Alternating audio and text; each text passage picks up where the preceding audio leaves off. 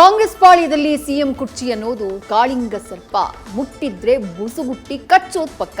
ಆದ್ರೆ ಸಿಎಂ ಪುತ್ರ ಆಗಾಗ ಮುಟ್ಟೋದಲ್ಲ, ಬಡಿದೆಬ್ಬಿಸ್ತಿದ್ದಾರೆ. ಇದು ಡಿಕೆ ಬಣದ ಕೋಪಾಗ್ನಿಗೆ ಕಾರಣವಾಗಿದೆ.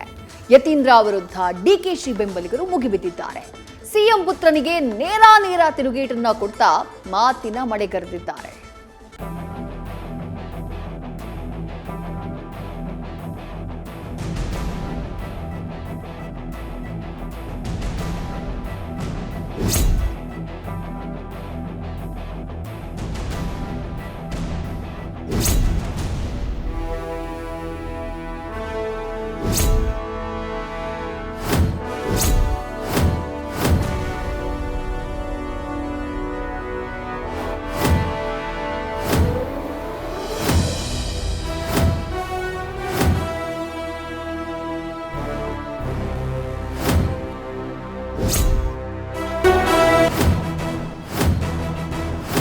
ದಾಖಲೆಯ 17ನೇ ಬಜೆಟ್ ಮಂಡನೆಗೆ ಸಿಎಂ ಸಿದ್ದರಾಮಯ್ಯ ಸಜ್ಜಾಗ್ತಾ ಇದ್ದಾರೆ.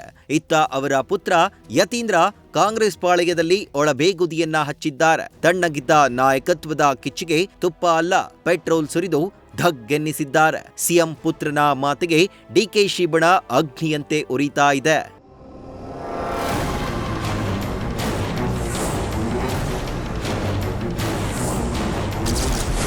ಸಿಎಂ ಕುರ್ಚಿ ಕಿಚ್ಚಿಗೆ ಯತೀಂದ್ರ ತುಪ್ಪ, ಡಿಕೆ ಬಣ ಧಗಧಗ.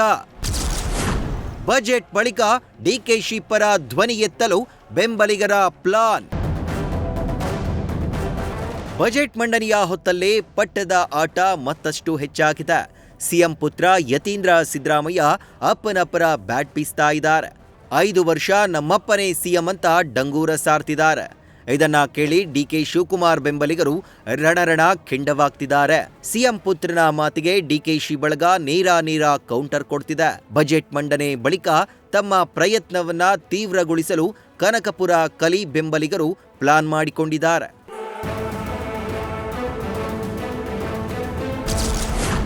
ಸಿದ್ದರಾಮಯ್ಯ ಸಿಎಂ ಆಗೋಕೆ ನಂದು ಒಂದು ಓಟ್ ಇದೆ. ಯತೀಂದ್ರ ಸಿದ್ದರಾಮಯ್ಯಗೆ ಶಾಸಕ ಶಿವಗಂಗಾ ಟಾಂಗ್.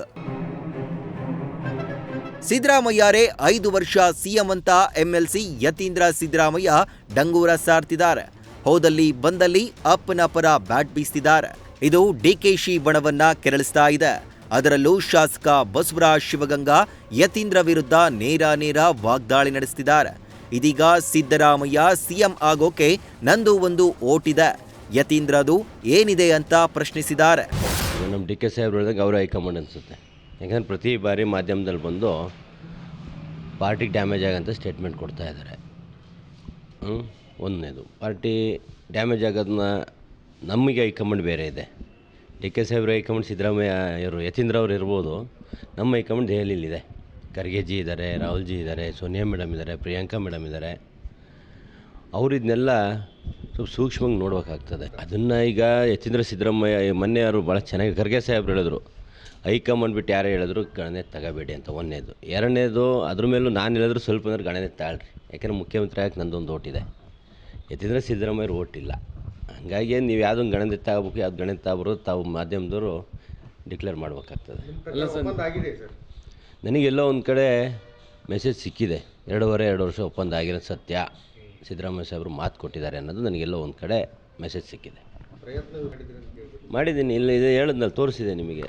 ಒಂದು ಇದನ್ನು ವ್ರತನೂ ಮಾಡ್ತಾಯಿದ್ದೀನಿ ಅಂತೇಳಿ ಮಾಡ್ತೀನಿ. ನಮಗೆ ಒಳ್ಳೇದಾಗಬೇಕು, ಒಳ್ಳೆ ನಾಡಿಗೆ ಒಳ್ಳೇದಾಗಬೇಕು. ದೊರೆ ತಪ್ಪು ಮಾಡಿದರೆ ದೂರಿಲ್ಲವಂತೆ, ಬಾಲಕೃಷ್ಣ ಕಿಡಿ. ಯತೀಂದ್ರ ಸಿದ್ದರಾಮಯ್ಯ ಮಾತಿಗೆ ಡಿಕೆ ಬಣದ ಮತ್ತೊಬ್ಬ ಶಾಸಕ ತಿರುಗೇಟು ಕೊಟ್ಟಿದ್ದಾರೆ. ಸಿಎಂ ಯಾರು ಅನ್ನೋದನ್ನ ಹೈಕಮಾಂಡ್ ತೀರ್ಮಾನಿಸುತ್ತೆ ಅಂತ ಶಾಸಕ ಎಚ್.ಸಿ. ಬಾಲಕೃಷ್ಣ ಹೇಳಿಕೆ ನೀಡಿದ್ದಾರೆ. ಅಲ್ಲದೆ ಯತೀಂದ್ರ ವಿರುದ್ಧ ಕ್ರಮ ಕೈಗೊಳ್ಳದೇ ಇರೋದಕ್ಕೂ ವ್ಯಂಗ್ಯವಾಡಿದ್ದಾರೆ. ಯತೀಂದ್ರ ಅವರು ಹೇಳ್ತಾ ಇದ್ದಾರೆ, ನಮ್ಮ ತಂದೆನೇ 5 ವರ್ಷ ಸಿಎಂ ಅಂತ ಹೇಳ್ತಾ ಇದ್ದಾರೆ. ಯಾರು ಹೈಕಮಾಂಡ್ ತೀರ್ಮಾನ ಮಾಡ್ತಾರೆ. ಯತೀಂದ್ರ ಅವರು ಬಾಲಕೃಷ್ಣ ಅವರು ತೀರ್ಮಾನ ಮಾಡೋಂಥ ವಿಚಾರ ಅಲ್ಲ. ಅದು ತೀರ್ಮಾನ ಮಾಡೋದು ಹೈಕಮಾಂಡ್. ಅವರು ಅವ್ರ ತಂದೆ ಮೇಲೆ ಅಭಿಮಾನ, ಪ್ರೀತಿ, ಅವ್ರ ತಂದೆ ಇರಲಿ ಅಂತಕ್ಕಂಥ ಭಾವನೆ ಅವ್ರು ಹೇಳಿದ್ದಾರೆ. ಅದನ್ನು ಹೈಕಮಾಂಡ್ ಅವರು ಒಪ್ಕೊಂಡು ಅವ್ರನ್ನೇ ಮುಂದುವರಿಸ್ತೀವಿ ಅಂದರೆ ನಮ್ಮದೇನು ತಕರಾರಿಲ್ಲ. ಹೈಕಮಾಂಡ್ ತೀರ್ಮಾನ ಮಾಡ್ತಾರೆ. ಸರ್, ಈಗ ಸೇಮ್ ವಿಚಾರವಾಗಿ ಯಾರಾದ್ರು ಮಾತಾಡಿದ್ರೆ ನೋಟಿಸ್ ಕೊಡ್ತಾರೆ. ಅದೇ ಅವ್ರ ಮಗ ಮಾತಾಡಿದ್ರೆ ಯಾವುದೇ ಒಂದು ನೋಟಿಸ್ ಕೊಡಲ್ಲ ಸರ್ ಯಾರಿಗೂ. ದೊರೆ ತಪ್ಪು ಮಾಡಿದ್ರೆ ದೂರಿಲ್ವಂತೆ. ಅರ್ಥ ಆಯ್ತಾ? ದೊರೆ ತಪ್ಪು ಮಾಡಿದ್ರೆ ದೂರಿಲ್ವಂತೆ.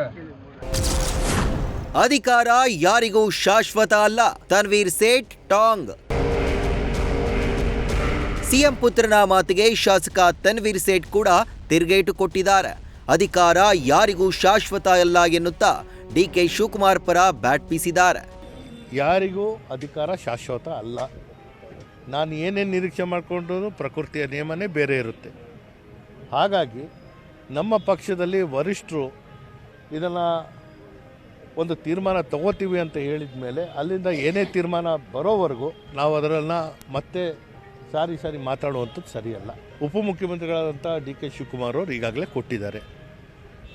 ನಾನು ಅದೇ ಒಂದು ನಿಲುವಿನಲ್ಲಿದ್ದೇನೆ. ಡಿ ಕೆ ಶಿವಕುಮಾರ್ ಅವರು ಏನು ಹೇಳ್ಯಾರ ಅದನ್ನು ಸಮರ್ಥನೆ ಮಾಡ್ತೀನಿ.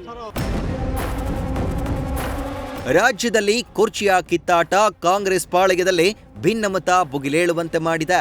ಕಾಂಗ್ರೆಸ್ ಮನೆಯೊಂದು 10 ಬಾಗಿಲು ಎನ್ನುವಂತಾಗಿದೆ. ಇದೆಲ್ಲವನ್ನ ನೋಡ್ತಿರೋ ಕಾಂಗ್ರೆಸ್ ಶಿಸ್ತು ಪಾಲನಾ ಸಮಿತಿ ಚಾಟಿ ಬೀಸದೆ ಸೈಲೆಂಟ್ ಆಗಿದೆ. ಹೈಕಮಾಂಡ್ ಅಂತೂ ಮಹಾಮೌನಕ್ಕೆ ಜಾರಿದೆ. ಹೀಗಿದ್ಮೇಲೆ ಬಣ ಬಡಿದಾಟ ಸರ್ವೇ ಸಾಮಾನ್ಯ. Political bureau, news first. News first ನಿರ್ಭೀತಿಯಿಂದ ನಿಮ್ಮ ಪರವಾಗಿ.